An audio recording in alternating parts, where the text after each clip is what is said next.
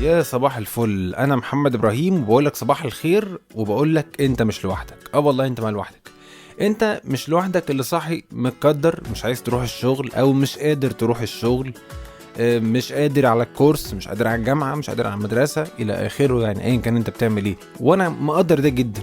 وكلنا كده على فكره. ايام كتير بتيجي عليا رغم اني بحب شغلي جدا، بس ببقى صاحي لا مش قادر، مفيش منه الكلام ده النهارده. مش قادر بقى على العملاء، مش قادر اتكلم، مش قادر اعمل، مش قادر اسوي. بس بصراحه حد نصحني نصيحه قبل كده، قال لي اقف كده وفكر في انه ربنا اداك صحة تعمل الكلام ده، ربنا رزقك انك تعمل الكلام ده. يعني الحمد لله على نعمة الشغل، الحمد لله ان في تعليم، الحمد لله ان في صحة انك تقعد تعمل الكلام ده. هتقول لي يا عم ده انا بروح هاتي، يا عم روح هاتي، ده انا العملاء مش عارف، يا عم ماشي مش مشكلة عادي، خلي الدنيا خد وهات، مش مشكلة عادي، خلي بالك طويل عادي جدا. والحمد لله ان في صحة ان احنا نقعد نعمل الكلام ده، وان احنا يبقى بالنا طويل، فربنا يرزقنا طولة البال ويرزقنا الصحة.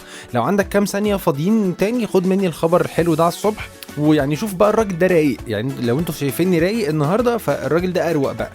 واحد في ولاية ما، يعني في المكسيك باين ولا مش عارف فين، راح اشترى بيتزاية ب$5.5، فقرر ان هو يرفع قضية على اصحاب المطعم بقيمة $5 مليون. ليه يا عم؟ قال لك والله البيتزا دي مش زي الصورة، الحشو بتاعها اقل والبيتزا اصغر.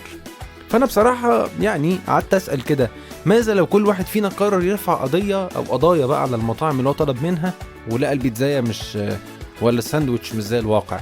قولولي في الكومنتس. لو عجبك الفيديو شيره مع حد من اصحابك وقول له صباح الجمال، انت مش لوحدك.